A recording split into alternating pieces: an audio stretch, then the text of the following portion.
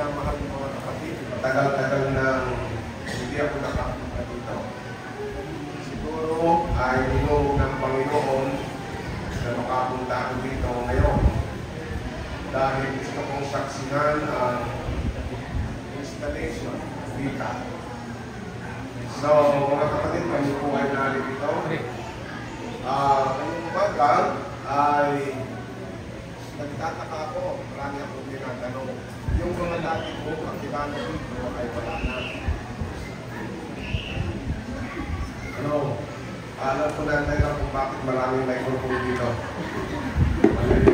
Nawawala ng power. Nagtataka ako, sabi ko, yung mga dati kong kakilala dito ay wala na. Meron pa namang natitirang ilan. Ang mga natitira ay awa na Diyos ay kilala pa naman ako. Alam niyo mga minamahal, ang isa sa dahilan ng ating church ay hindi gaanong lumalaking mabilis. Bagaman marami ang nahihikayat at ayon sa statistics ay 3 kaluluwa bawat minuto. Ay pero hindi gaanong dumadami sapagkat napakaluang din naman ng likuran ng ating iglesia para lumabas ng iba. Aking ipinagtataka dahil yan po ay isang bagay na gustong lutasin ng ating pamunuan simula sa General Conference hanggang sa mga mission at hanggang sa kapag na iglesia kung paano kaya mapananatili ang ating mga kaalib ng iglesia.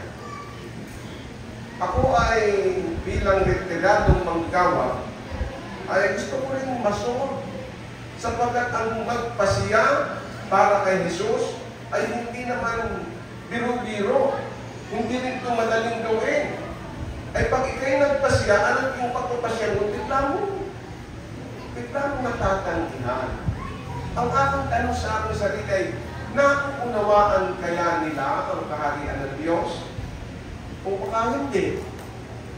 Kaya ngayong umaga, ang aking topic ay ang kaharian ng Diyos. Yan. Hindi ako masyadong magpapaliwanag, mga kapatid. Babasahin natin ang mga talata sa Biblia upang ating malaman kung ano talaga ang kaharian ng Diyos. Ang sabi po dito sa Mark 4 o Marcos 4:30 hanggang 32, kanyang sinabi, saan natin maihahambing ang kaharian ng Diyos? O anong talinhaga ang gagamitin natin para dito? Ito'y katulad sa butil ng binhi ng mustasa na kapag naihasik sa lupa, bagamat siya'y pinakamaliit sa lahat ng mga binhi na nasa lupa, ngunit kapag ito'y naihasik, ay tumutubo, nagiging mas malaki kaysa lahat ng mga halaman at nagsasanga ng malalaki. Ano pat ang mga ibon sa papawid ay nakagagawa ng mga pugad sa dilim nito. Maliit, pero lumalaki. Gayon ang kaharian ng langit. Now, ano ang gustong idiin ni Jesus sa talatang ito? Bago natin pag-usapan yon, tayo muna manalangin. Panginoon namin Diyos, dumudulog po kami sa iyo sa pananalangin upang hilingin ang patnubay ng langit sa aming pag-aaral. Makita namin, Panginoon, ang kahalagahan ng kaharian ng Diyos sa pangalan ni Jesus. Ano ang idinidiin ng talinhaga ng minamahal? Ayon sa ating leksyon, ang idinidiin ng talinhaga yung isang bagay na napakaliit kagaya ng butil ng mustasa ay lumaki. Kahanga-hanga ang paglaki ng pininyoon ng halaman. Ang gusto ni Jesus idiin ay bagaman ang kanyang kaharian ay isang hamak na kaharian nagsimula sa Galilea bilang itinerant preacher, kasama ng kanyang mga alagad ay lumaki ng lumaki ng lumaki. Yan, mga minaman ang ibig sabihin. Ngayon, kung ating lalampasan natin yung mga nangyari sa history, atin na po nalampasan, yung second, yung Great Awakening, yung pagsipot ng Adventist. Nalampasan natin yung napakahabang istorya noon. Kung ating pagtutusan na nahantong dito sa Seventh-day Adventist, nagsimula doon sa napakaliit na binhi. Ang Seventh-day Adventist ngayon ay binubuo ng 95,297 churches. Yung ba kahanga-hanga? Noon wala pang ganyan. Ang companies ay 72,975. Ang membership ay 21,912,161. Kaya po napakalaki. At ang sabi dito, ang denominational employees natin ay 20,924 ang ordained ministers. At ang total employees kasamang hindi mga ministro ay 322,120 na nagsimula ito sa 12 kay Jesus at sa 12 mga alaga. Now, ang ating mission sa buong sanlibutan ay sa 235 mga bansa, ang napapasok ng Seventh-day Adventist ay 212 na mga bansa. At ang wikang ginagamit sa iba't ibang salin ay 535. Ang ating division ay 13, ang Union Conferences ay 63, ang Union Mission ay 16, ang Union of Churches Conferences ay 11, ang Union of Churches and Mission ay 4, local conferences ay 218, kasama dyan ang ating South Central Luzon Conference. Ang local mission ay 330, kasama dyan ang Southern Luzon Mission. Napakadami ano po. Now, ang educational program ng Seventh-day Adventist ay total school ay 9,419. Ang tertiary institution ay 118. Ito yung mga kolegyo. Yung worker training institution ay 38. Yung secondary schools ay 2,614. Yung primary school, kagaya ng nasa likuran natin paaralan, ay 6,623. Ang total enrollment sa buong mundo ay 2,023,844. Napakalaking sistema ng edukasyon. Bilang pa dyan ang Sabbath School, mga kapatid, hindi kasali ka. Now, yung worker training institution ay 7,159. Yung secondary school, yung academy kagaya ng Libang ay 587,283. At ang primary school ay 1,268,405.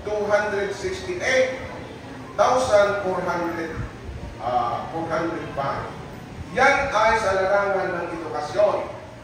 Ang ating food industries sa buong mundo, mayroon lamang tayong 22 na food industries.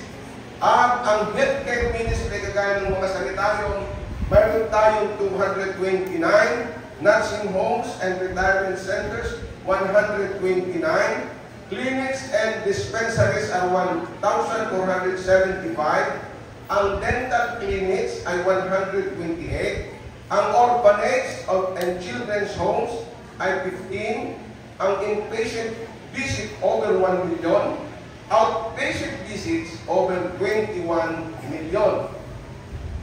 Now, ang Mega Center, kaya lamang tayo nagsagawa nito, meron tayong 18 pa lamang na Mega Center. Kasama na dyan ang buong Philippines.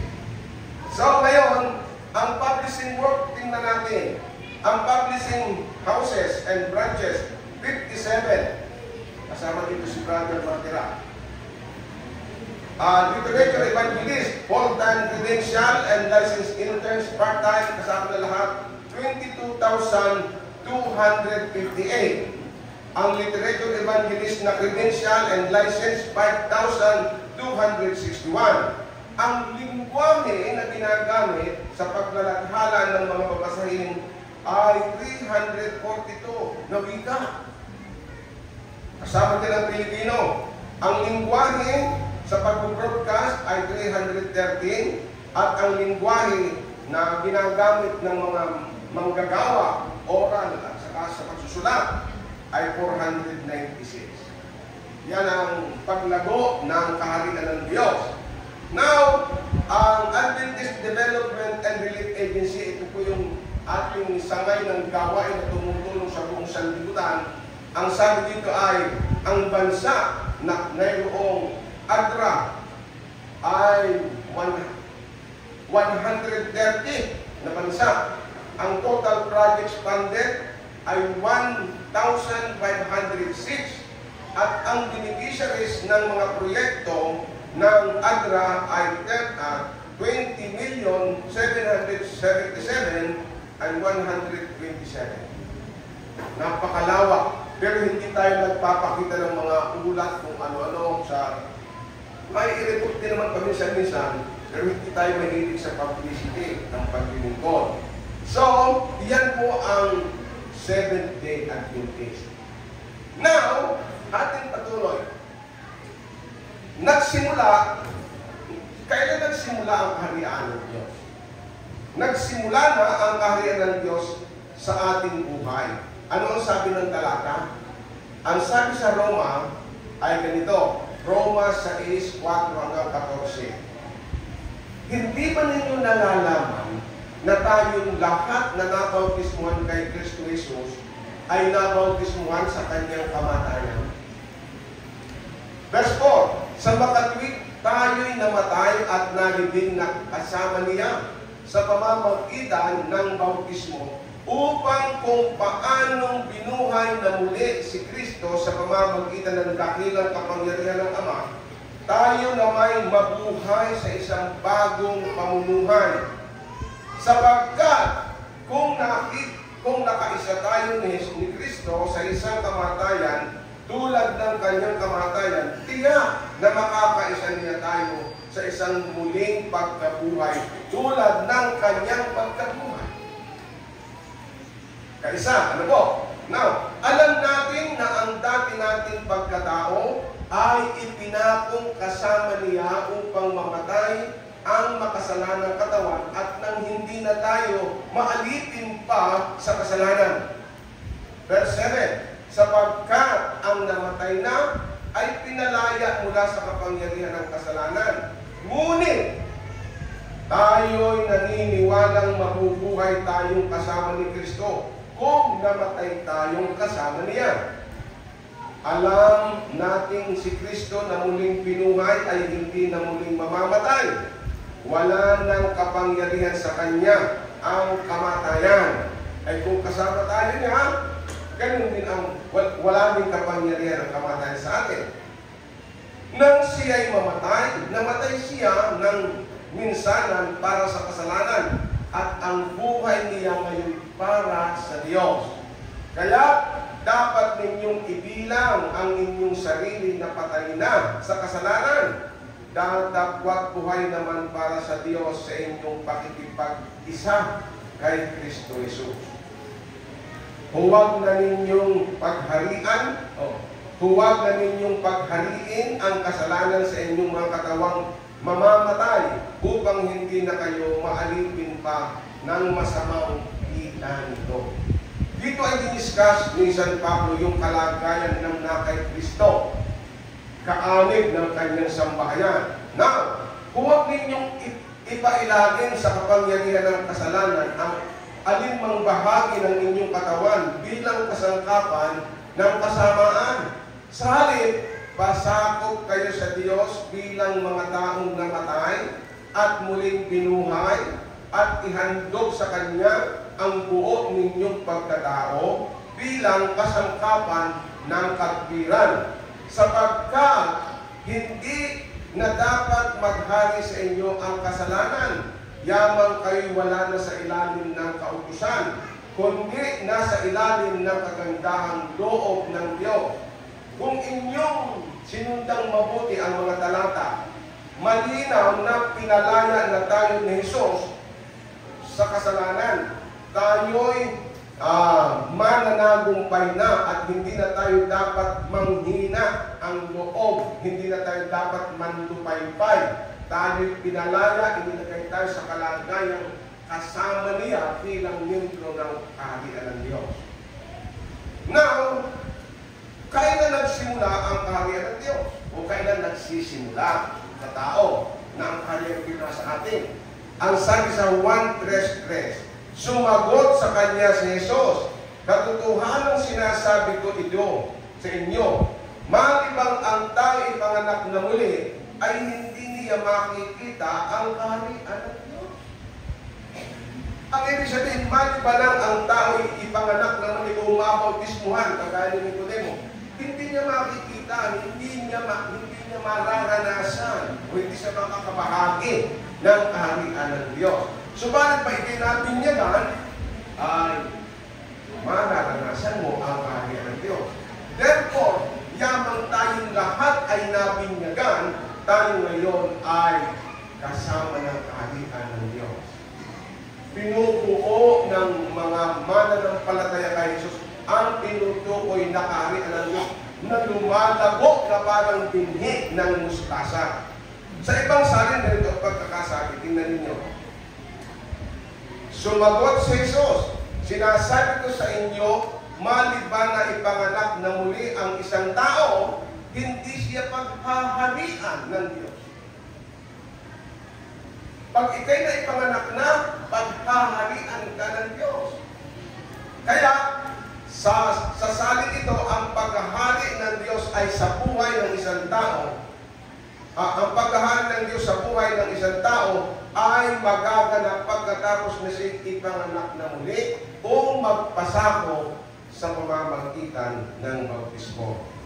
Mga kapatid, kayo ng ating kalagayan, hindi tayo basta kaanin ng kaharian ni Bongbong Marcos. Hindi tayo kaanin ng kaharian ng kung anong hari dito sa balat ng lupa. Bilang mananampalataya, kaanin tayo ng kaharian ng Diyos. Now, bakit tila dumarating pa sa iba ang panghihina ng loob na tila wala siyang kaharian, na tila wala pa siya sa kaharian ng Diyos? Dumarating ang panlulupay-pay, naiinip sa pagbabalik ni Jesus. Ang iba'y nagdududa sa pangako ng pagbabalik ni Jesus. Ang iba hindi kaya ang dahilan ng lahat ng mga pag-aalala at pagkainip ay kakulangan ng ating pananampalataya sa ating hari.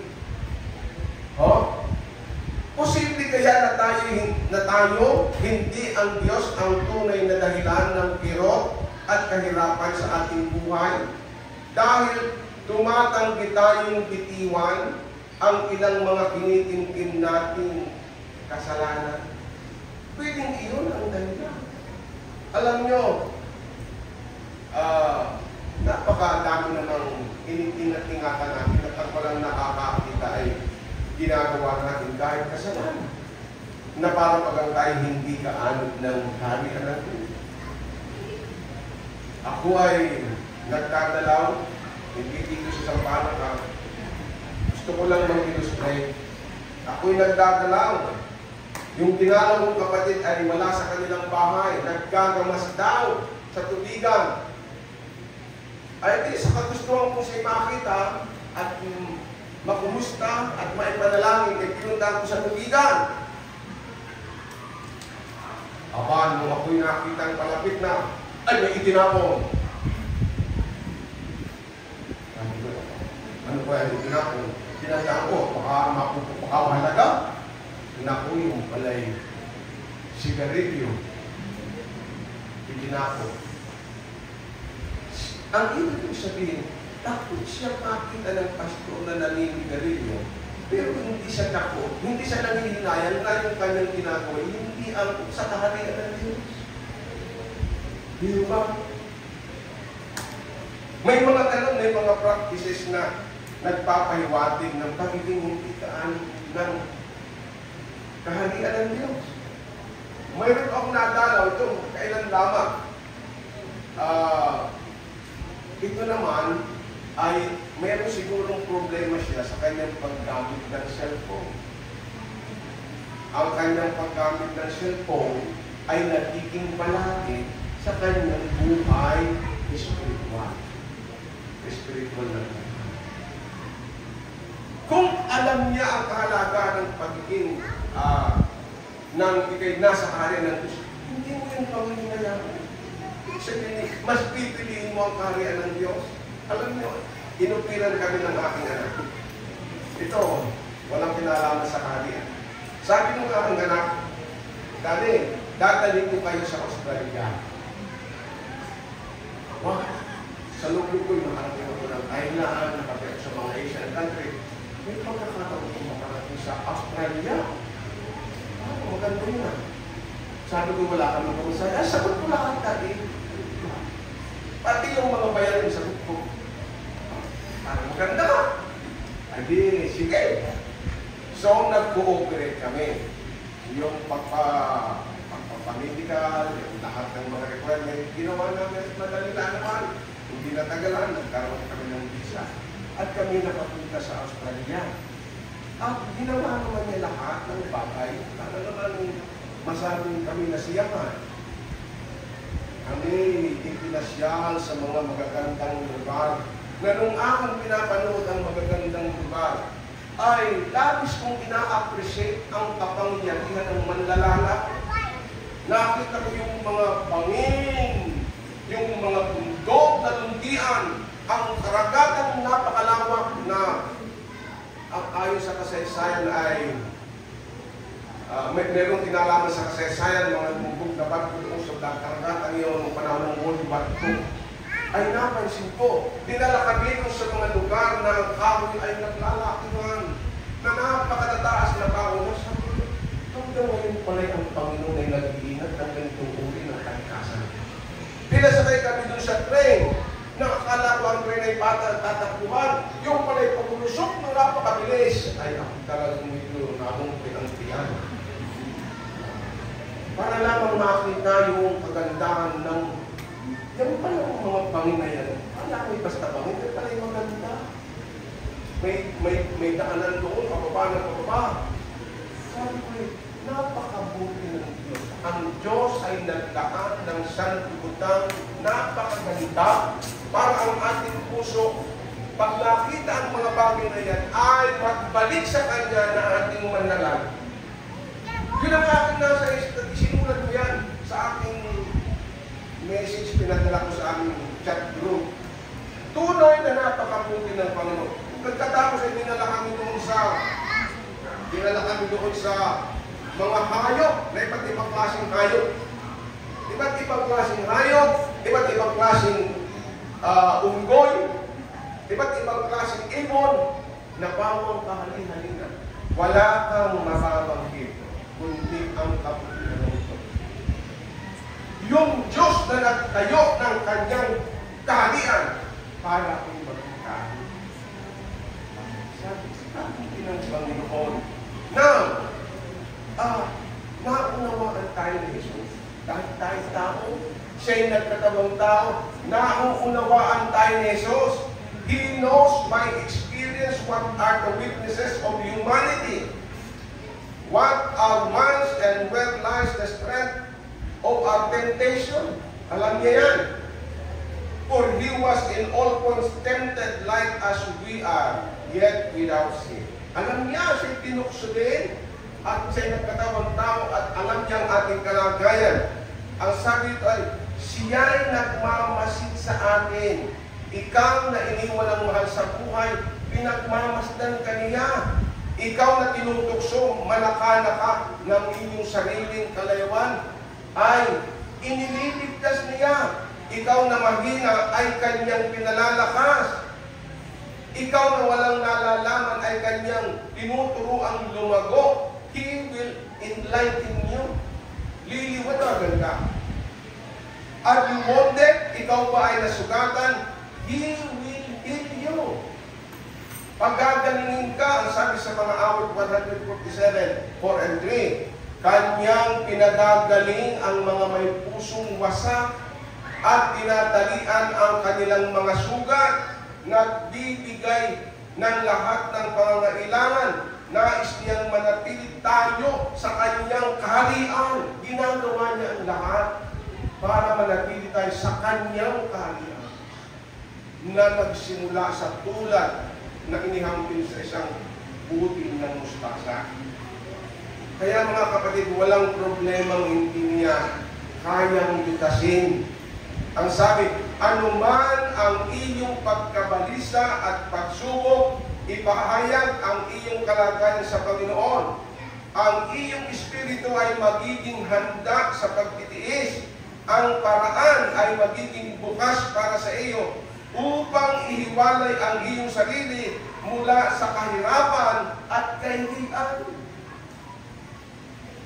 Lahat ay ginagawa niya sa panahon tayo naghihintay sa kanyang pagbabalik. Ginagawa niya ang lahat mapapanatili lamang tayo sa kanyang kaharian. Ang wika dito ay, whatever your anxieties and trials, spread out your case before the Lord. Your spirit will be braced for endurance. Patatatagin tayo, mga minamahal.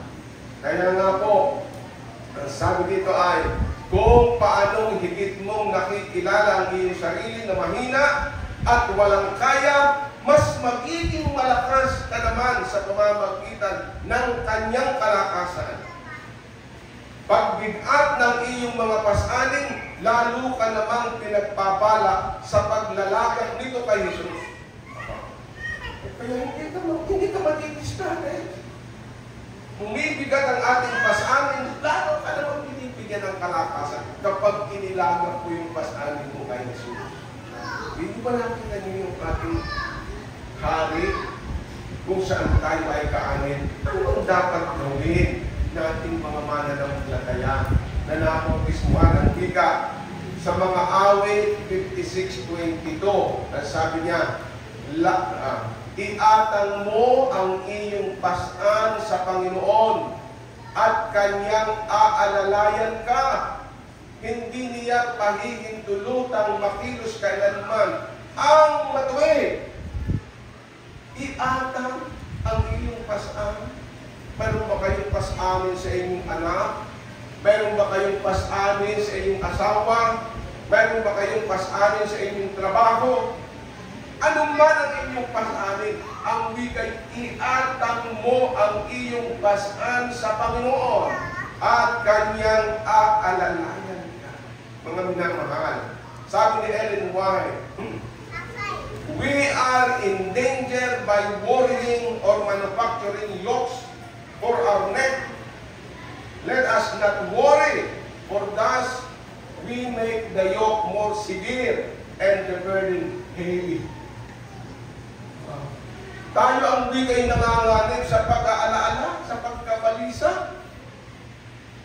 Ay, tayo mabalisa, may Diyos na pwedeng mapaglagatan. Alam ko, may mga ilan dito nung mga nakalipas na panahon na lumalapit sa atin na talaga namang nabibigat ang luha. So wala naman akong magagawa ng kundi ang sabihin sa kanya, ilagak mo ang iyong pasanin sa Panginoon sapagkat tayo pinagmamalasakit. Ang sabi sa Gawa 16:31, manampalataya ka sa Panginoong Hesus at maliligtas ka, ikaw at ang iyong sambahayan. May papel, mga kapatid, ang mananampalataya. May papel tayong gagawin. Sampalataya natin na tayo'y anak na ng Diyos. Yun ang ating gawin. Sampalataya na natin na nang tayo mabautismuhan, tayo naging kaanib ng kanyang kaharian. At ang sabi sa 1:12, sapagkat ang lahat ng tumanggap sa Kanya na sumasampalataya sa Kanyang pangalan ay Kanyang pinagkalooban sila ng karapatan na maging mga anak ng Diyos. Pinagkalooban sila ng karapatan na maging mga anak ng Diyos. So, kung ikaw ay anak ng Diyos, ay tagapagmana, sila'y pinapatnubay ng Espiritu ng Diyos. Ang sabi sa Roma 8:14, sapagkat ang lahat ng pinapatnubay ng Espiritu ng Diyos ay sila ang mga anak ng Diyos. Verse 15, sapagkat hindi kayo tumatanggap ng Espiritu ng pagkaalipin upang muling matako. Mga kapatid, kahit ganda ng ating kalagayan bilang anak ng Diyos, tagapagmana pa, at hindi lang basta tagapagmana ng lupain, tagapagmana ng buhay na walang hanggan. Sabi sa Romans 8:15, sapagkat hindi kayo tumanggap ng espiritu ng pagkaalipin upang muling matakot, kundi tumanggap kayo ng espiritu ng pagkukup na dahil dito'y tumatawag kayo Aba, Ama. 16. Ang espiritu mismo ang nagpapatotoo kasama ng ating espiritu na tayo'y mga anak ng Diyos. At kung mga anak ay mga tagapagmana rin, mga tagapagmana ng Diyos at mga kasamang tagapagmana ni Kristo, kung tunay nang nagtitiis tayong kasama niya upang tayo luwalhatiin kasama niya.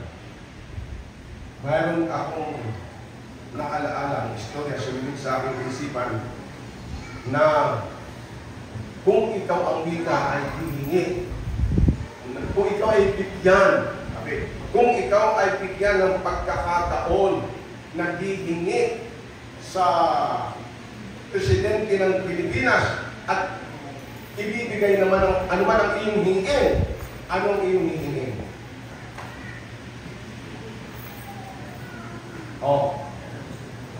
Hindi talagang kahit anong hingin, ibibigay daw. Anong iyong hingin? May nagsasabing ang hihingin niya ay trabaho at lupa at bahay. May nagsasabing ang hihingin niya ay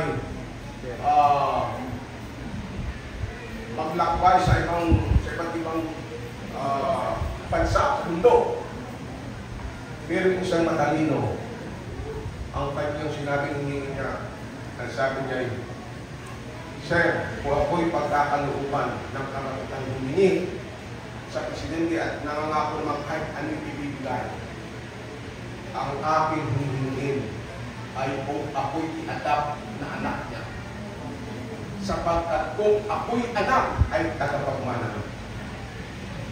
Mga kapatid, tayo'y mga anak ng Diyos at tagapagmana ng Diyos.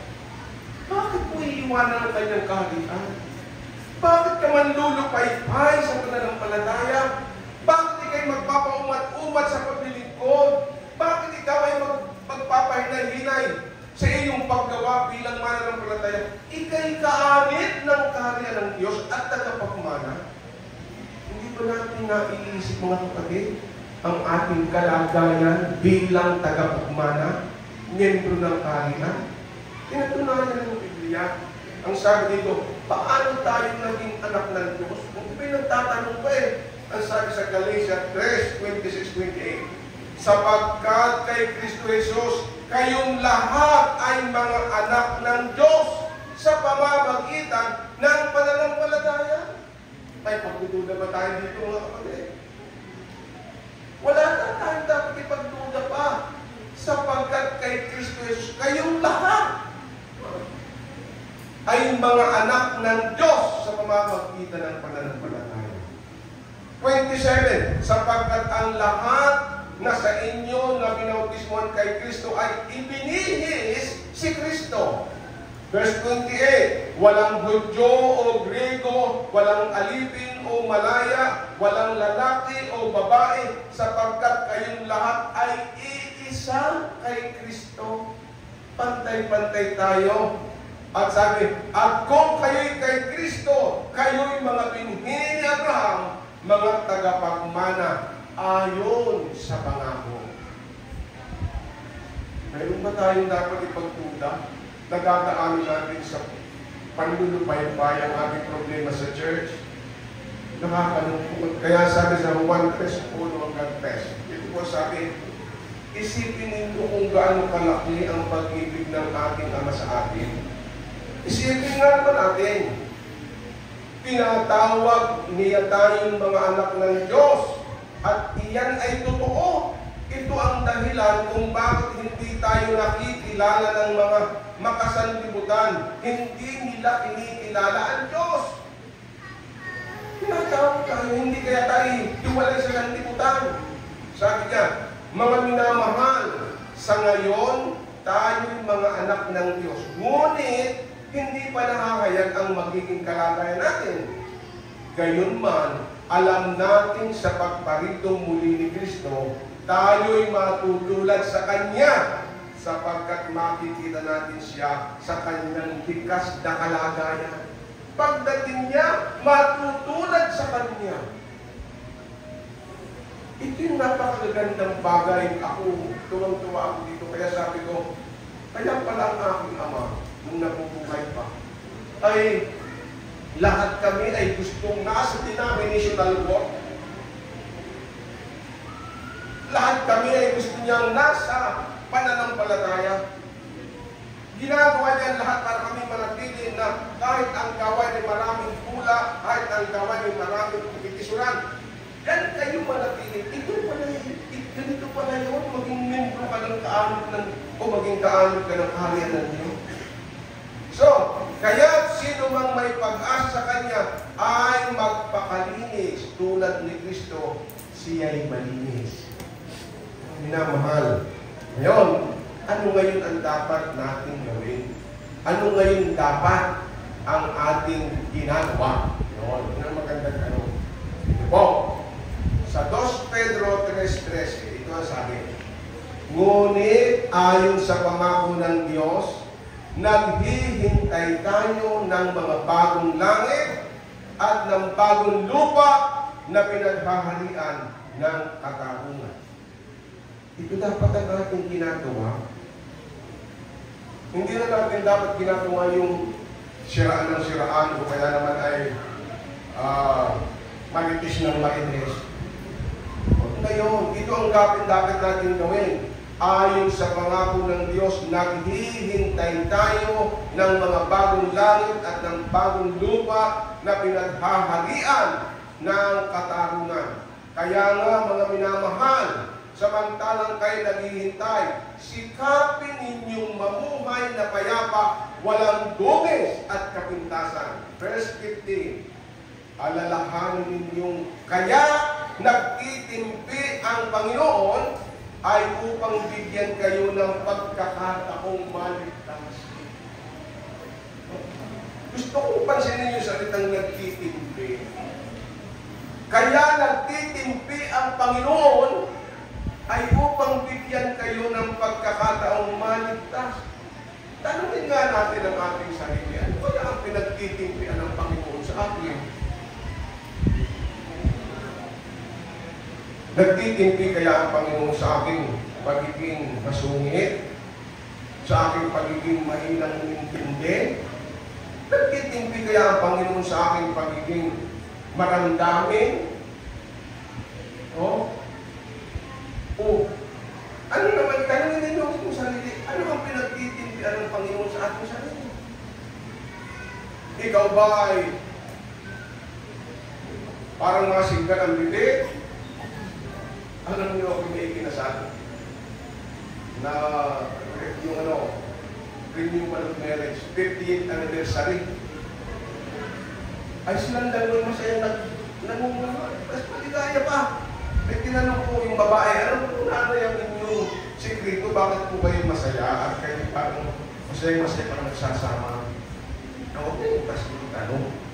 Sabi niya, ay maganda mong mamanahan ng mga tao.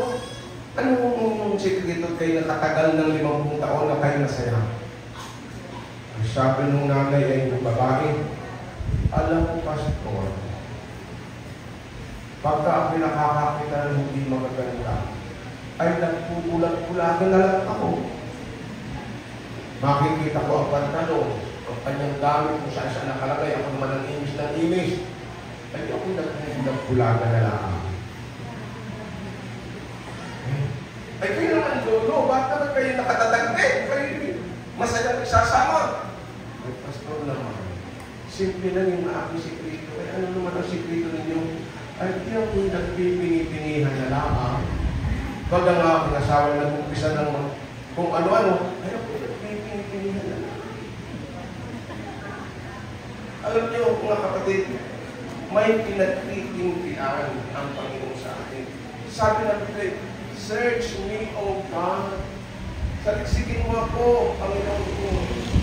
Sinasatin mo ang buhay ko. Itulong sa akin nang hindi ka na masyadong magtitindi. Sa bagay, ang sanctification ay work of a lifetime. Okay?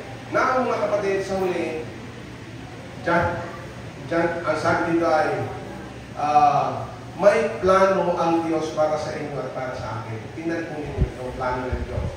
John 14:1-3. Huwag mapaghabag ang inyong puso. Ngayon, maging masaya lang tayo kung mapaghabag. Sumampalataya kayo sa Diyos, sumampalataya rin kayo sa akin. Yan. Sa bahay ng aking Ama ay maraming tahanan. Kung hindi gayon, sasabihin ko ba sa inyo na ako'y paruroon upang ipaghanda kayo ng lugar para sa inyo? Verse 3. At kung ako'y pumunta roon at may handa ko ang isang lugar para sa inyo, ako'y babalik at kayo'y tatanggapin ko sa aking sarili upang kung saan ako naroon, kayo na rin, kayo naman ay turoon. Kayo rin ay paturoon, sabi ng ibang translator. Mga kapatid, maganda ang plano ng ating hari. Maganda ang plano na mangyayari sa kaharian ng Diyos. Pagaman ito'y nag-umpisa sa maliit na mga ngaral galing sa Nazaret, kasama ng mga alagad lumaki ng lumaki, at ito ay tinawag noong 1863 na Iglesia, Seventh-day Adventist, lumago ng lumago ng lumago. Ang layunin ng Panginoon ay isama tayong lahat sa tahanang kanyang inihanda. Yun ang kanyang plano. Ngayon, ano ang gusto kong mangyari, mga kapatid? Ano ang gusto ng Panginoon? Ginawa niya ang pagtubo sa atin upang hanguin tayo sa tiyak na kamatayan at kaharian ng sanlibutan. Hinangon tayo sa sanlibutan. Ginawa niya ang lahat ng paraan para sa ating ikatatatag sa pananalig sa Kanya upang hindi tayong mawala sa Kanyang kaharian. Ikatlo, sinisikap niyang dalhin tayo sa kaluwalhatian na kasama niya sa langit. Kaya naghanda siya ng tahanan doon. Ang pakiusap ko po, mga kapatid, na aking panawagan, pwede ba tayong mag-cooperate sa programa ng hari, ng ating hari? Pwede ba tayong mag-cooperate sa kanya, sa kanyang kagustuhan bilang kaanib ng kanyang harian? Kung gusto natin makipag-cooperate, pwede ba tayong tumayo sa isang pagkatalaga? Mga kapatid.